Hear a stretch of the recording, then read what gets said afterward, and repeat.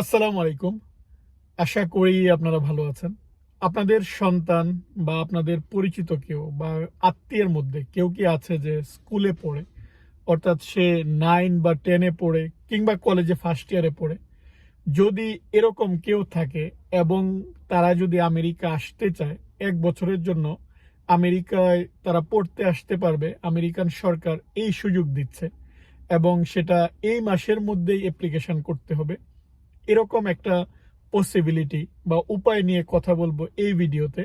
আশা করি আপনাদের কাজে লাগবে। The YES program is an exchange program.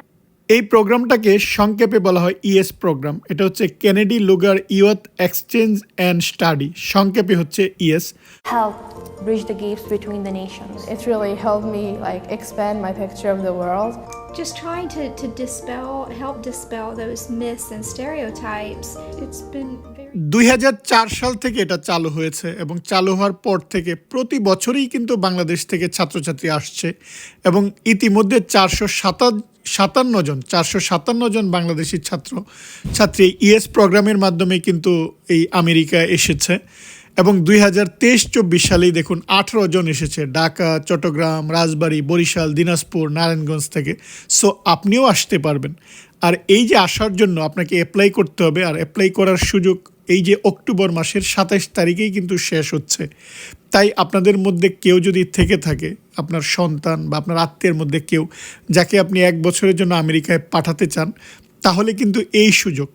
এবং অলরেডি কিন্তু মার্কিন দূতাবাস এই বিজ্ঞপ্তি দিয়ে দিয়েছে প্রতি বছরের এই সময়ই কিন্তু বাংলাদেশ থেকে যে ভালো ছাত্রছাত্রী তাদের জন্য এই স্কলারশিপটা দেওয়া হয়। কেনেডি লুগার ইএস প্রোগ্রামের মাধ্যমে যে 24-25 সালে যারা আসবে তাদের জন্য যে আবেদনটা সেটা একদম বিনামূল্যে, এবং যেটা আমি আপনাদেরকে আগেই বলেছি 2004 সাল থেকে এটা চালু হয়েছে। আর এই যে এর সুযোগ সুবিধা, অর্থাৎ এই প্রোগ্রামের মাধ্যমে কোনো স্টুডেন্ট যদি আসে তার বিমান ভাড়া, মার্কিন ভিসার কিন্তু একটা ফি রয়েছে, বা যুক্তরাষ্ট্রে আমেরিকা আসার পর আপনি যে থাকা খাওয়া বা শিক্ষা প্রতিষ্ঠানে পড়ার যে বেতন সেটা তো দিবেই, সাথে হাত খরচও দিচ্ছে।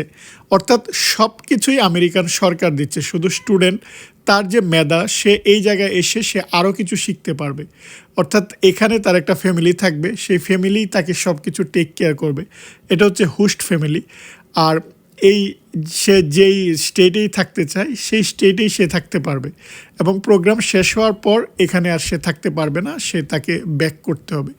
আর যোগ্যতা একটু আপনাদেরকে বলি যে তার বয়স 17 বছরের মধ্যে হতে হবে, অর্থাৎ 8, 9, 10 বা একাদশ শ্রেণী। অর্থাৎ আমরা জানি যে 18 বছরে একজন স্টুডেন্ট ইন্টার পাস করে, অর্থাৎ সে যদি ইন্টার ফার্স্ট ইয়ারে পড়ে তাহলে আবেদন করতে পারবে। আর বাংলাদেশি নাগরিক হওয়ার পর সে যদি অন্য দেশে থাকে তাহলে আবেদন করতে পারবে না। আবেদনের সময় তার 2022, 23, 24 অর্থাৎ বিগত 3 বছরের যে মার্কশিট সেটা দিতে হবে। তারপর তার একটা ভালো রেজাল্ট থাকতে হবে, এই জিনিসগুলো আর কি। সে ভালো স্টুডেন্ট হতে হবে। তাই আপনারা যারা আমার ভিডিওটা দেখছেন, আপনারা টার্গেট নিতে পারেন যে ভবিষ্যতে যদি আপনার সন্তানকে পাঠাতে চান তাহলে এই বিজ্ঞপ্তিটার দিকে খেয়াল রাখবেন, এবং কিভাবে পাওয়া যায় নিজের সন্তানকে এই হিসাবে গড়ে তুলুন। আপনি যদি চান যে আপনার সন্তান 1 বছরের জন্য আসবে, তাকে ইংলিশে দক্ষ করে গড়ে তুলুন। আর এই যে একটা যোগ্যতা, অর্থাৎ তার যে নিবিড় পড়ালেখার একটা কার্যক্রম, তারপর আমেরিকার স্টুডেন্টের সাথে যে খাপ খাওয়ানো, এই জিনিসগুলো। অর্থাৎ আপনাদের যদি কারো টার্গেট থাকে যে আমি 1 বছরের জন্য বাচ্চাকে আমেরিকায় পড়াবো, আর এটা যেহেতু বিনামূল্যে, আমরা অনেকেই স্বপ্ন দেখি কিন্তু টাকার জন্য বাচ্চাদেরকে বিদেশে পড়াতে পারি না, কিন্তু এটা হচ্ছে একটা সুযোগ। আমরা অনেকেই ইনফরমেশানগুলো জানি না। তাই আমি আমার জায়গা থেকে আমি যখন ইনফরমেশানগুলো পাই সেটা আপনাদের সাথে একটু শেয়ার করার চেষ্টা করি। এখানে দেখুন ইমেল অ্যাড্রেস দেওয়া আছে, এবং এই ইমেল অ্যাড্রেসের মাধ্যমে বা আপনি বিজ্ঞপ্তিটা খুঁজে বের করুন, তারপর যে বিজ্ঞপ্তিটায় কি বলেছে, কিভাবে কি করতে হবে, সেই জিনিসগুলোর মাধ্যমে আবেদন করুন। আমাদের কিন্তু চেষ্টা করতে হয়, এবং চেষ্টা যদি করি এই বছর না হলেও কিন্তু পরের বছর হয়, কিন্তু আমাদের চেষ্টাটা চালিয়ে যেতে হয়। আমি আশা করব যে আপনারা আপনাদের সন্তানের জন্য এই সুযোগগুলো বা ভিন্ন ভিন্ন দেশ থেকে যেই অপরচুনিটিগুলো আসে সেই অপরচুনিটিগুলো আপনারা নেবেন।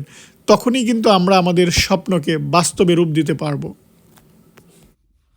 আমাকে একজন বারবার কমেন্ট করে যাচ্ছেন যে এসএসসি পাস করে আমেরিকা আসা যায় কিনা সেই সম্পর্কে বলার জন্য। আমি নাম বলছি না, অনেকেই নাম বলাটা আপনারা পছন্দ করেন না। যাই হোক, আমেরিকায় যে কোনো সময় আসা যায়। আপনি যদি ফ্যামিলির সাথে এখানে ইমিগ্রেন্ট হয়ে আসেন যে কোনো সময় আপনি আসতে পারবেন এবং যে কোনো ক্লাসে এসে ভর্তি হতে পারবেন, কারণ এখানে পড়ালেখা আপনাকে করতেই হবে। কিন্তু আপনি যদি স্টুডেন্ট ভিসায় আসতে চান, নন ইমিগ্রেন্ট ভিসায়, তাহলে কিছু ক্যাটাগরি রয়েছে বা বয়সের বাধ্যবাধকতা রয়েছে। আমি যতদূর জানি 18 বছর না হলে আপনি আসতে পারবেন না, অর্থাৎ আপনাকে ইন্টার পাস করে তারপর আসতে হবে। তাই সাধারণত এখানে অনার্স করার জন্য অনেকেই আসে, কারণ আপনাকে শুধু অ্যাডমিশন পেলেই হবে না, ভিসা পেতে হবে। হয়তো আপনি এখানে ভর্তি হলেন, কিন্তু ভিসা পাওয়ার রিকোয়ারমেন্ট অনুযায়ী আপনি যদি আবার যে 18 বছরের রিকোয়ারমেন্ট, এখন কত রিকোয়ারমেন্ট আমি জানি না, সম্ভবত এটা 18ই রয়েছে, আপনি চেক করে নেবেন। সো এই যে একটা রিকোয়ারমেন্ট F1 ভিসার, সেটা যদি আবার ফুলফিল না করেন তাহলে আপনি ভিসাটা পাবেন না।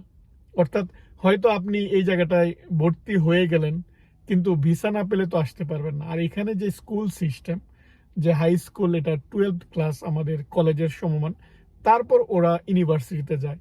ফলে ইউনিভার্সিটিতে ইন্টারন্যাশনাল স্টুডেন্টদের যে সুযোগগুলো দেওয়া হয় বা আপনাকে ভিসা দেয়, সেটা কিন্তু আপনি এখানে স্কুল বা কলেজগুলোতে এত সহজে পাবেন না। তাই সচরাচর যেটা সবাইকে সাজেস্ট করা হয়, যেন এখানে ইউনিভার্সিটিতে আসে, অর্থাৎ অ্যাটলিস্ট বাংলাদেশে এইচএসসি পাস করে বা এ লেভেল কমপ্লিট করে তারপর যেন সে আসে।